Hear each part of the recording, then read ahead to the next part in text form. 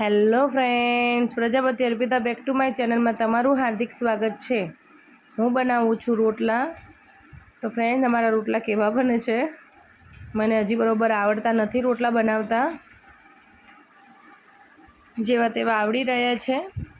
હજી હું પણ રોટલા બનાવતા શીખું જ છું।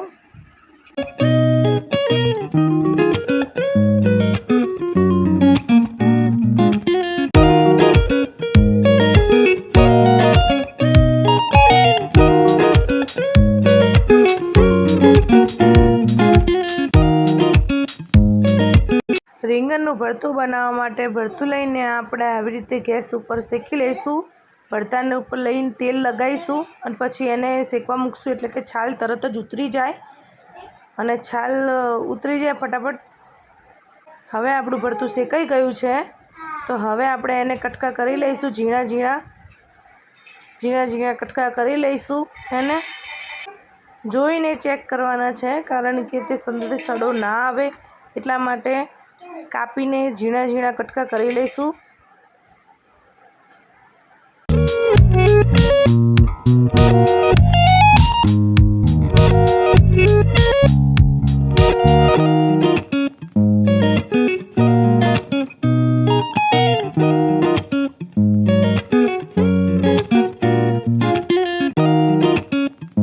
હવે આપણે થોડા હલાવી દઈશું, એટલે કે જાણે કે વધારે ઝીણા થઈ જાય એની માટે।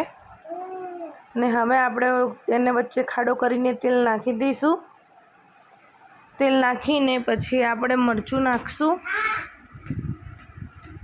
મરચું તમારા સ્વાદ મુજબ નાખવાનું છે। અમારે થોડું તીખું ખાય છે, એટલે થોડું તીખું મરચું નાખું છું અને થોડું કાશ્મીરી મરચું બે મિક્સ કરીને હું નાખું છું। પછી ધાણા જીરું નાખી લઈશ।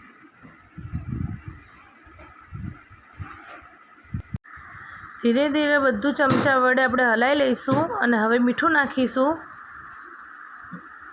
મીઠા નાખ્યા બાદ પછી ફરીથી પાછું હલાવી લઈશું। બધું જ બરાબર હલાવી લઈશું કે બધું એક રસ થઈ જાય। મારે તેલ ઓછું પડ્યું હતું એટલે મેં ઉપરથી તેલ લીધું હતું। હવે કોથમીર નાખી દઈશ હું। હવે બરાબર હલાવી લઈશ। આપણું વઘાર્યા વગરનું ભરતું આપણે તૈયાર થઈ ગયું છે। આ નવી સ્ટાઇલનું ભરતું છે ફ્રેન્ડ્સ, કે વઘાર્યા વગરનું ભરતું આપણું તૈયાર છે। પેલી છાશ બનાવવા માટે લસણ ને જીરું લઈને ખલમાં ટીચી દઈશું। આ છાશ લઈશું અને દેતવા લઈશું, જે આપણે ચૂલામાં સળગાવેલા હોય એ દેતવા જ છે, એ ટીચી નાખ્યું છે। હવે છાશમાં આપણે જે લસણ ને જીરું ટીચેલું હતું એ હવે આપણે પાછું નાખી દઈશું। એમાં જે લસણ ને જીરું ટીચેલું છે હવે એ છાશમાં આપણે નાખી દઈશું। એનો મસાલો કરી દઈશું। હવે મરચું નાખી દઈશ, અડધી ચમચી મરચું નાખીશું। પછી ચપટી ગરમ મસાલો નાખીશું। આ નવી સ્ટાઇલથી આપણે છાશ વઘારીએ છીએ ફ્રેન્ડ્સ। હવે આપણે મીઠું નાખી દઈશું। મીઠું નાખ્યા બાદ હવે આપણે છાશને ધાણા જીરું નાખી દઈશું। ધાણા જીરું નાખ્યા બાદ પછી છાશને હવે બરાબર આપણે હલાવી લઈશું, એક રસ કરી લઈશું અને પછી આપણે એને હલાવવા લઈશું। જો છાશ હલાઈ ગઈ છે આપણી, જો આપણો મસાલો દેખાય છે ને અંદર। હવે આપણે દેતવામાં ઘી નાખીશું। ઘી નાખીએ એટલે ધુમાડો થાય એટલે આપણે એક વાસણ, ખાલી વાસણ આપણું એની ઉપર ઊંધું પાડીશું। એ બધો ધુમાડો એ વાસણમાં જતો રહેવો જોઈએ। ધુમાડો બધો જતો રહે એટલે થોડી વાર વાસણ આમ જ ઊંધું રાખવાનું છે, કારણ કે બધો ધુમાડો અંદર જતો રહે એટલે સરસ આપણી છાશ વઘરાઈ જશે। આ નવી સ્ટાઇલ છે વઘારવાની છાશની। ધુમાડાવાળી છાશ તમે એકવાર ખાઈ જોજો, એટલે તમે જ કહેશો કે મારે હવે બીજી વાર બનાવવી છે। એટલી ટેસ્ટી અને સ્વાદિષ્ટ લાગે છે અને છાશ તમે બીજી વાર આવી રીતે માંગશો કે મારે હવે વઘારેલી છાશ ખાવી છે। આવી રીતે આપણે 2-3 વાર કન્ટિન્યુ કરવાથી આપણી છાશ વઘરાઈ જશે। ધુમાડાવાળી વઘારેલી છાશ કહેવામાં આવે છે આને। તો ફ્રેન્ડ, તમને આ વિડીયો ગમે તો લાઈક, શેર અને સબસ્ક્રાઈબ કરજો।